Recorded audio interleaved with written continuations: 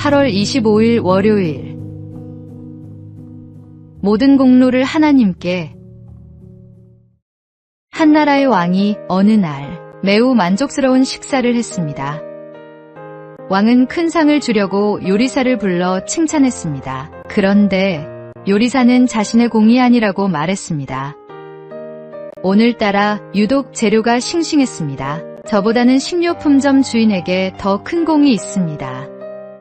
주방장의 말을 들은 왕은 식료품점 주인을 불렀습니다. 그런데 식료품점 주인도 자신의 공이 아니라고 말했습니다. 농부가 열심히 농사지은 것을 저는 가져다만 팔았는걸요. 진짜 공은 농부에게 있습니다. 왕은 이번엔 농부를 불렀습니다. 그런데 농부마저도 자신의 공이 아니라고 말했습니다. 저는 그저 땅에 씨앗을 심고 거두기만 하는 농부입니다. 주 하나님이 좋은 햇볕을 주시고 때에 맞게 비를 내려주셔서 좋은 곡식을 거둘 수 있었습니다. 제가 한 것은 아무것도 없습니다. 모든 일을 내가 한 일이라고 생각할 때 감사할 일이 하나도 없지만 모든 일을 주님이 주신 은혜라고 생각할 때 감사의 제목이 넘쳐납니다. 누구보다 헌신했음에도 모든 공로를 하나님의 은혜로 돌린 사도 바울처럼 우리가 이루는 모든 일에 대한 공로를 오직 주님께만 돌리십시오. 오늘의 말씀, 내게 능력 주시는 자 안에서 내가 모든 것을 할 수 있느니라. 오늘의 만나, 우리의 모든 성취가 하나님의 은혜임을 인정하고 겸손한 마음으로 감사를 드리는 삶을 살아가시기 바랍니다.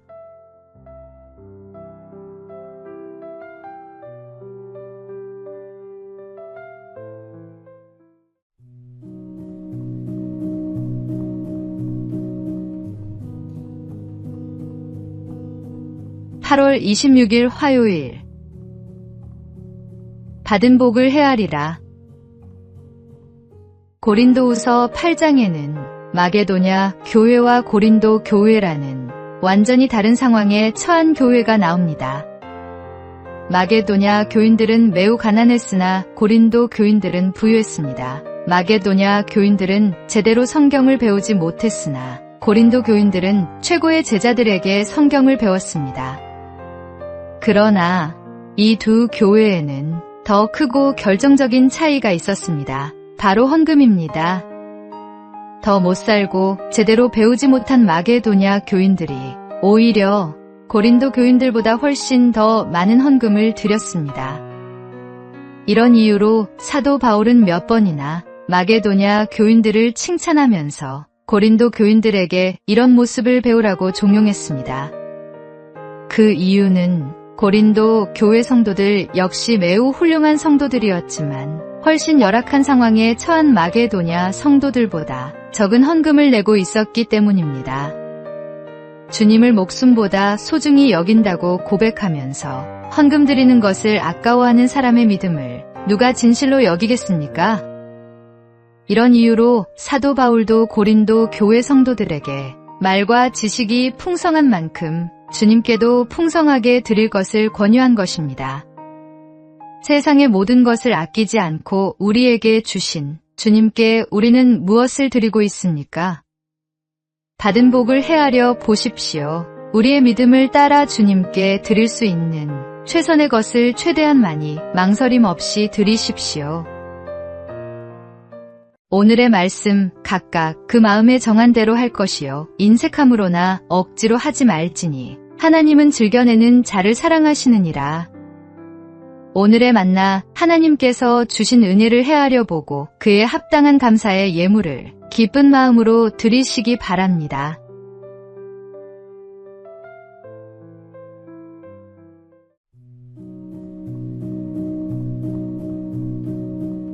(8월 27일) 수요일. 주님을 향한 올바른 자세. 한 목사님이 설교 시간에 성도들에게 주먹을 쥐고 두 팔을 앞으로 내밀어 보라고 한 후 세상을 향해 주먹을 내밀고 있는 이 모습은 우리 마음대로 살려는 모습입니다. 대부분의 세상 사람은 이렇게 살아갑니다라고 말했습니다. 목사님은 다음으로 상대방을 향해 주먹을 내미는 모습은 다른 사람을 지배하려는 모습입니다. 사회적으로 성공한 많은 사람이 이렇게 살아갑니다. 목사님은 이번에는 그대로 주먹을 펴보라고 말했습니다.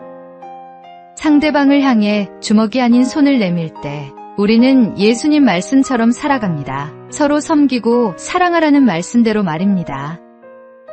목사님은 이번에는 두 손을 그대로 들어 만세를 해보라고 말했습니다. 그러나 사람을 섬기고 사랑하는 모습으로는 부족합니다. 지금처럼 하나님께 두 손을 들고 항복하는 신앙생활을 하십시오. 사람을 섬기고 사랑하면서 하나님을 향해서는 주먹을 쥐고 맞서는 어리석은 사람이 되지 마십시오.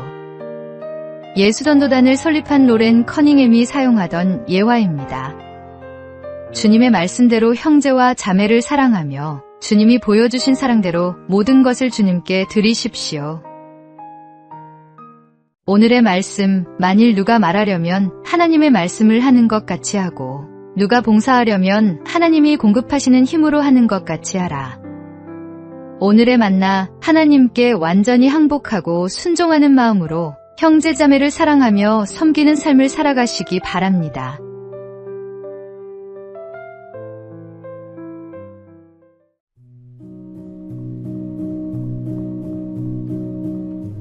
(8월 28일) 목요일.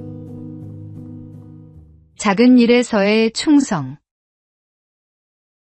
어느 해 마지막 날, 한 주인이 집안의 종들을 불러 볏짚을 한 단씩 내주며 새끼손가락보다 가늘게 새끼를 꼬아 새해 아침까지 들고 오라고 명령했습니다. 주인이 들어가자 종들은 투덜대기 시작합니다. 채, 지독하네. 섣달금은 날까지 이렇게 부려먹고 싶나. 게다가 손가락보다 더 가늘게 꼬라니 참나. 그렇게 불평하며 어떤 종은 잠이 들었고 다른 종들은 귀찮아하며 새끼손가락보다 몇 배나 굵게 꼬아서 빨리 볏짚을 소화했습니다. 하지만 늘 충성스러웠던 한 종은 아무 불평 없이 주인의 명대로 순종해 혼자서 눈을 비벼가며 밤새 수고했습니다. 새해가 밝은 다음 날 아침, 주인은 작년 한 해 다들 수고 많았다. 이제 너희들이 꼰 새끼로 이 엽전을 마음껏 끼워 가거라고 말했습니다. 두껍게 꼰 새끼로는 절대 엽전을 끼워 갈 수 없었던 종들은 당황했습니다. 후회막급이었지만 별도리가 없었습니다. 결국 주인이 명한 대로 충성되게 밤새 새끼를 꼰 종만 많은 엽전을 가져가 평생 종살이를 면했습니다. 작은 일에서의 충성이 큰 상급으로 이어졌던 것입니다. 하나님께서도 우리의 작은 순종과 충성을 보시고 더 큰 것들을 맡기십니다. 오늘의 말씀, 지극히 작은 것에 충성된 자는 큰 것에도 충성되고 지극히 작은 것에 불의한 자는 큰 것에도 불의하니라. 오늘의 만나, 작은 일부터 충성되게 감당하며 하나님께서 더 큰 사명을 맡겨주실 그날을 준비하는 성실한 일꾼이 되시기 바랍니다.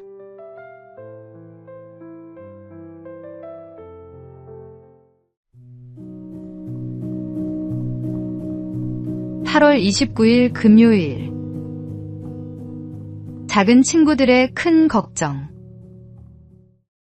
묵과 닿은 강가 한쪽, 오랜 친구인 피라미, 잠자리, 개미가 모였습니다. 피라미가 먼저 걱정을 꺼냈습니다.